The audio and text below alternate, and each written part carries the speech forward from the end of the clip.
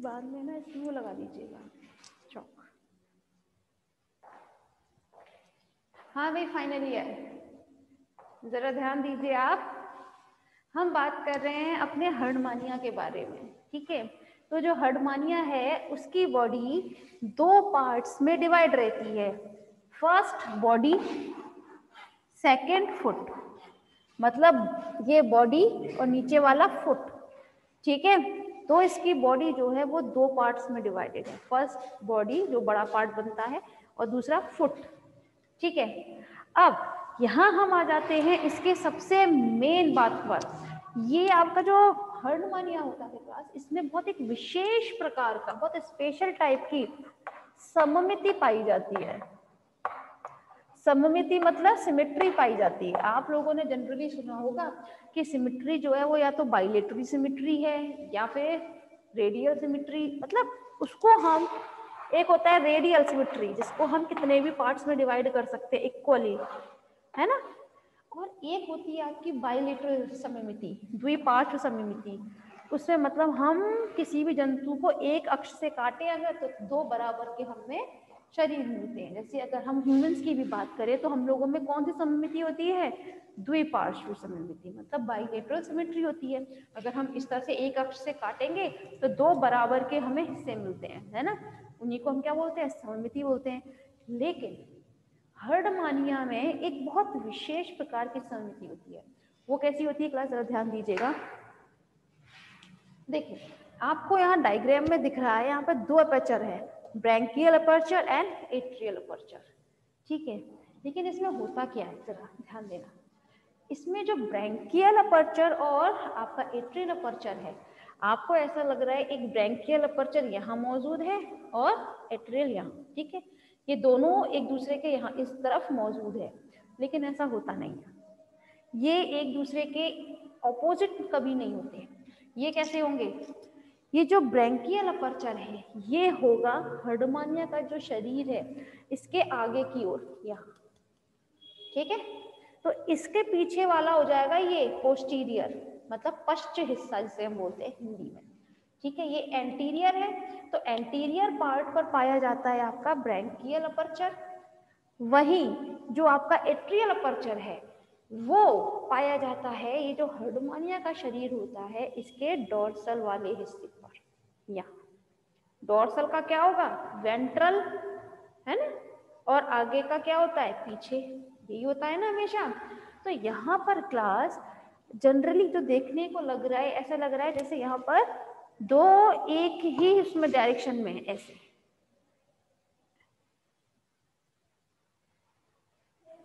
इस प्रकार से आपको ये दो वो दिखाई दे रहे हैं, है ना, कि दो अपर्चर कुछ इस प्रकार से, मगर वो इस प्रकार से नहीं।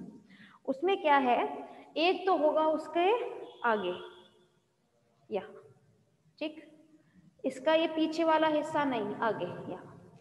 वहीं जो एट्रियल अपर्चर है वो पाया जाता है इसके डोर्सल वाले हिस्से पर या, ठीक है। आप इसको कभी भी सममिति में बांट ही नहीं सकते। अगर आपको बांटना है तब आप बांटेंगे इसको कुछ टेढ़ा करते हुए, लाइक दिस, तो आप इसको यस इसकी सममिति में काट सकते हैं बराबर हिस्सों में, ठीक है। आप इसको कट भी करके देखेंगे तो आपको दो उसमें मिल जाएंगे, ठीक है। लेकिन उसमें किस प्रकार से आपको चाहिए होगा, उसमें आपको चाहिए होगा इस प्रकार से कि दोनों की दोनों आ जाए, लाइक दिस, ठीक है। तो इसको अगर हम टेढ़ा काटेंगे तो हाँ हमें सममिति तो मिलेगी, मगर बहुत ही अलग प्रकार की सममिति है ना, इक्वली हमको नहीं मिलेगी। समझ में आई। तो ये आपका ये जो हर्डमानिया है इसका शरीर दो पार्ट्स में डिवाइड है, बॉडी एंड फुट। इसमें दो छिद्र पाए जाते हैं, ब्रैंकियल अपर्चर और एट्रियल अपर्चर। ब्रैंकियल अपर्चर जो होता है वो हर्डमानिया के अग्र हिस्से में मौजूद होता है, ठीक है। और एट्रियल अपर्चर इसके डोर्सल वाला हिस्सा जो होगा वहां मौजूद होगा, ठीक है। समझ में आया ये डायग्राम। हाँ, अब इसकी जो बॉडी होती है उस पर क्या पाया जाता है, एक टेस्ट पाया जाता है। हाँ भाई, इसके शरीर पर टेस्ट का एक आवरण पाया जाता है, जो आवरण होता है कुछ 5 से 8 मिलीमीटर चौड़ा। ठीक है, कितना होता है? 5 से 8 मिलीमीटर चौड़ा होता है ये। और इसमें कुछ एक स्पेशल टाइप की क्या पाई जाती हैं? कंटिकाएं। क्या पाई जाती हैं इसमें? कंटिकाएं, मतलब स्पीक्यूल्स। स्पीक्यूल्स पाए जाते हैं। ये स्पीक्यूल्स जो होते हैं क्लास, होते हैं 2 प्रकार के।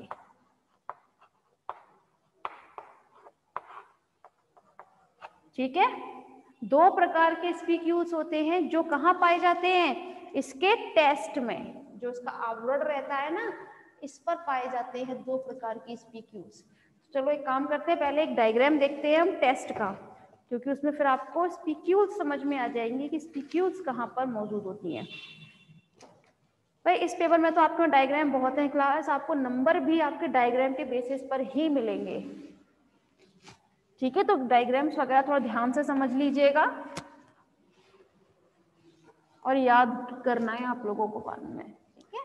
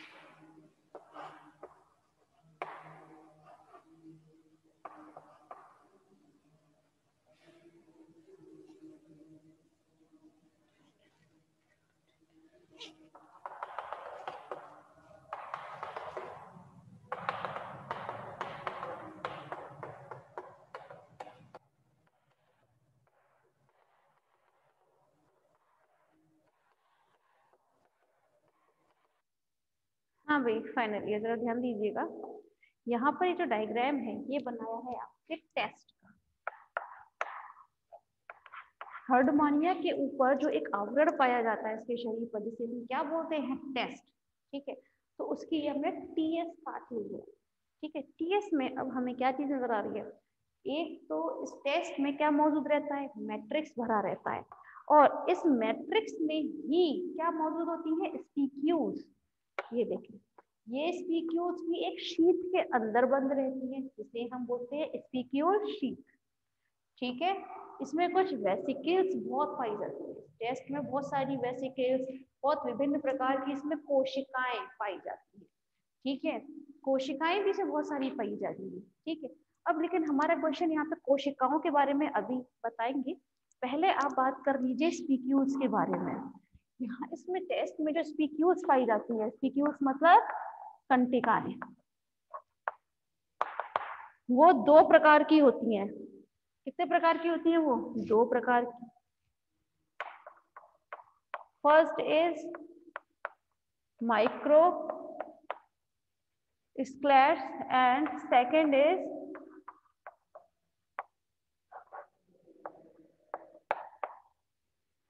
Mega sclerites. ठीक है, ये माइक्रो मतलब जो छोटी कंटिकाएं होती हैं उन्हें हम बोलते हैं माइक्रो स्क्लेट्स, और बाकी की जो बड़ी कंटिकाएं होती हैं उन्हें हम बोलते हैं मेगा स्क्लेट्स। ये मेगा स्क्लेट्स भी नॉर्मली एक प्रकार नहीं, ये भी दो प्रकार की ही पाई जाती हैं। The first is spindle shape. Spindle मतलब तरकू, तरकू रूपी कंटिकाएं, spindle shape, and second is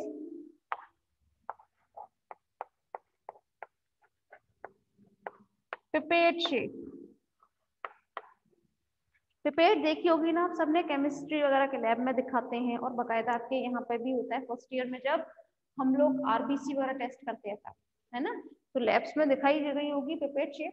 तो यहाँ पर जो मेगा स्क्लेट्स होते हैं, मेगा स्क्लेट्स दो प्रकार की कोशिकाएं वो पाई जाती हैं आपकी स्पीक्यूल्स। कौन कौन सी होती है? Spindle shape and pipette shape. अब ये किस प्रकार की होती है जरा देखिएगा। ये जो माइक्रो होती हैं ये बहुत छोटी होती है, जिनमें एक नोब पाया जाता है।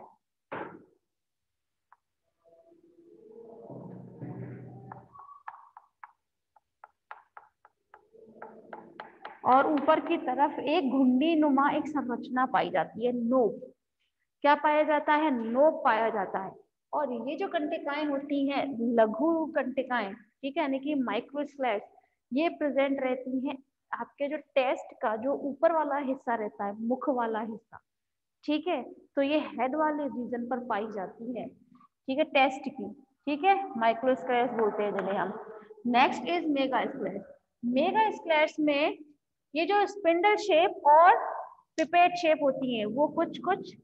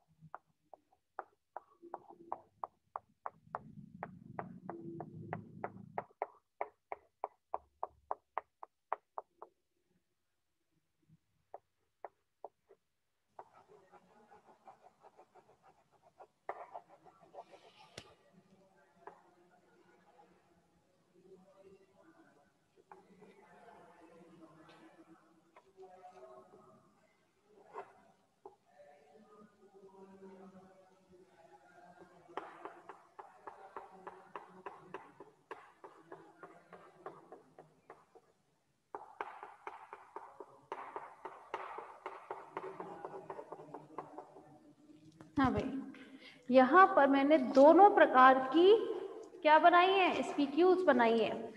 इसमें ये जो है फर्स्ट टू, ठीक है, ये होती है आपकी पिपेट शेप। कैसी होती हैं? पिपेट शेप होती हैं। बाकी की जो है ये है आपकी स्पिंडल शेप। अच्छा, अब ये पाई कहाँ जाती हैं? जैसे मैंने बताया था कि माइक्रो कहाँ पाई जाएगी? टेस्ट का जो ऊपरी हिस्सा होता है, माउथ वाला रीजन, वहाँ पाई जाती हैं। लेकिन जो मेगा स्क्लेट्स होती हैं ये पाई जाती हैं आपके स्टमक,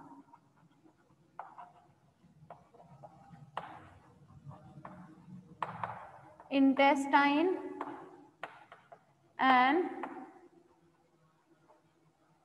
गोनेट्स पर।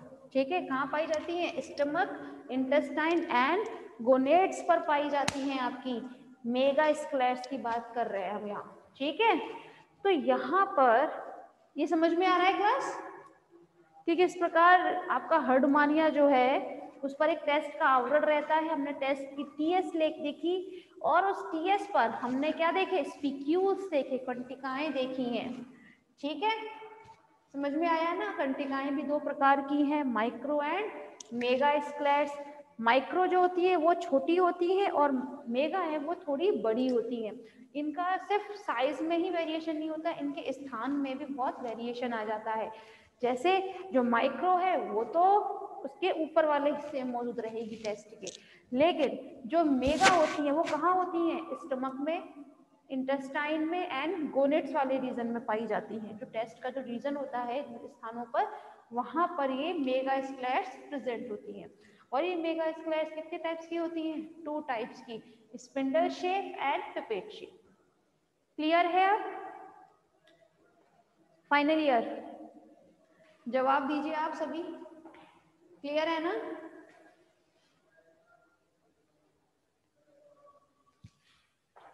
दीदी बताएं।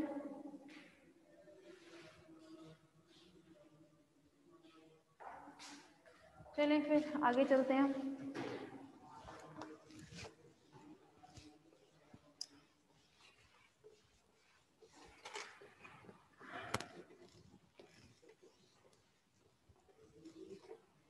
ये जो टर्मिनल लोब दिखाया था क्लास, इसका काम यहाँ नहीं, अभी जब हम आगे स्टडी करेंगे तो वहां आपको ये टर्म सुनने में आएगा कि टर्मिनल लोब किस तरह से काम करता है। ये एक्चुअली डाइजेशन में मदद करती है। ये टर्मिनल लोब जो थी वो डाइजेशन में मदद करती है, ठीक है ना? पर अभी ना बताकर वो तभी बताया जाएगा। अब हम बात करते हैं टेस्ट में पाई जाने वाली विशेष प्रकार की जो कोशिकाएं होती हैं उनके बारे में।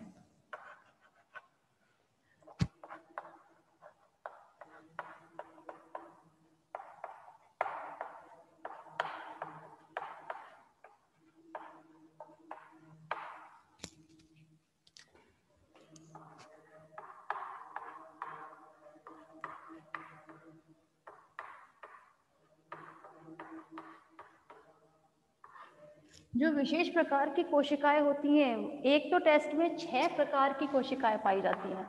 कितने प्रकार की? 6 प्रकार की कोशिकाएं पाई जाती हैं।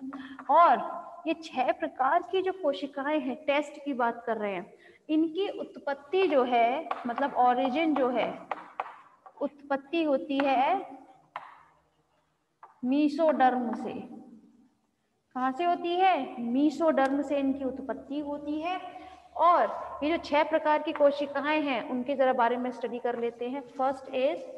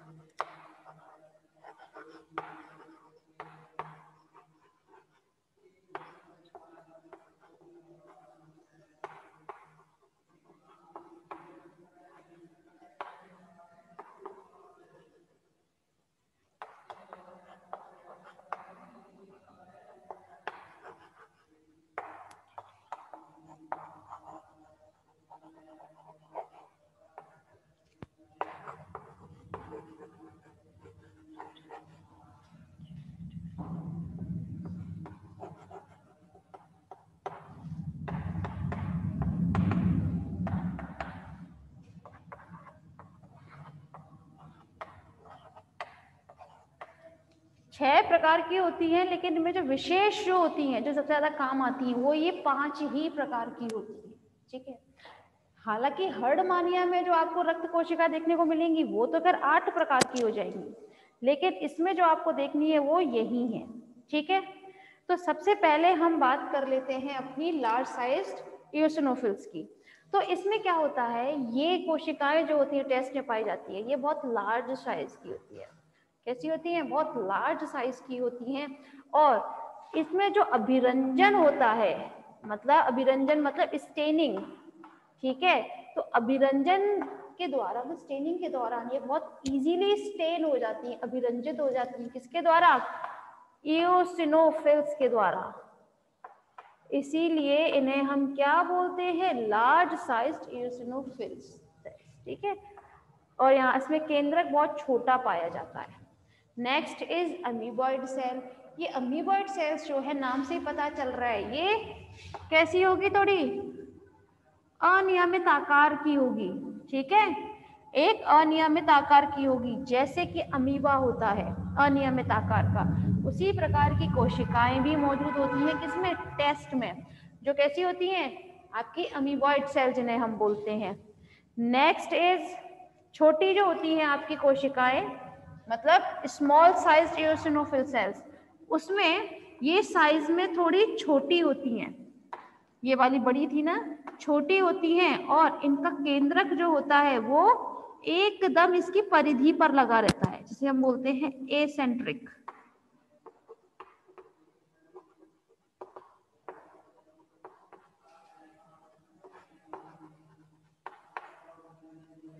क्या बोलते हैं, एसेंट्रिक न्यूक्लियस, ठीक है।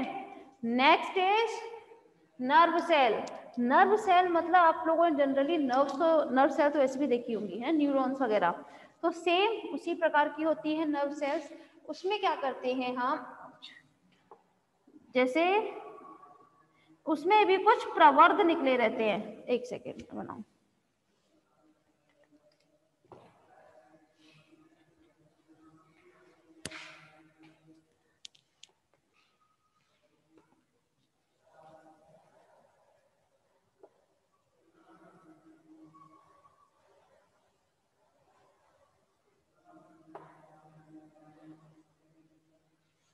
हाँ भाई, जो नर्व सेल्स होती हैं क्लास, वो थोड़ी थोड़ी देखने में कैसी होंगी, नर्व सेल न्यूरॉन्स की जैसी ही होंगी। इनमें केंद्रक भी पाया जाता है और साथ में इनमें से आउटग्रोथ भी निकलती है, मतलब ये प्रवर्ध निकले रहते हैं इनमें से, ठीक है। इस प्रकार की कोशिकाओं को हम नर्व सेल्स बोलते हैं। नेक्स्ट इज वोक्यूलेटेड एंड ग्रेन्युअल, इसमें दोनों ही प्रकार की आप मान लीजिए, ठीक है। तो जो वोक्यूलेटेड सेल्स होती है क्लास, उसमें कोशिका जो है ये, ठीक है, ये विशेषता कोशिका जो है उसमें बहुत सारी रिक्तिकाएं पाई जाती हैं, बहुत सारी रिक्तिकाएं इसमें पाई जाती हैं। वोक्यूल माने क्या होता है, रिक्तिका, तो इन सब में, इस पूरी सेल में बहुत सारी रिक्तिकाएं पाई जाएंगी, ठीक है, रिक्तिकाएं पाई जाएंगी। इसमें इतनी रिक्तिकाएं होती हैं कि इसमें जो न्यूक्लियस होता है वो क्लियरली दिखाई नहीं देता, इसमें इस हद तक इसमें वोक्यूल प्रेजेंट रहते हैं, इसीलिए हम वोक्यूल की उपस्थिति के कारण ही हम इन्हें क्या बोलते हैं, vacuolated cell. Next is granular cells. Granular cells मतलब जो होंगी तो आपकी राउंडेड ही, ठीक है, लेकिन इनमें केंद्रक बहुत बड़ा होता है, इनमें केंद्रक बहुत बड़ा प्रकार का होता है, इसीलिए मैंने क्या बोलते हैं, ग्रेन्युलर राउंडेड सेल्स, ठीक है। होप सो क्लास आप लोगों को समझ में आ रहा है यहाँ पर,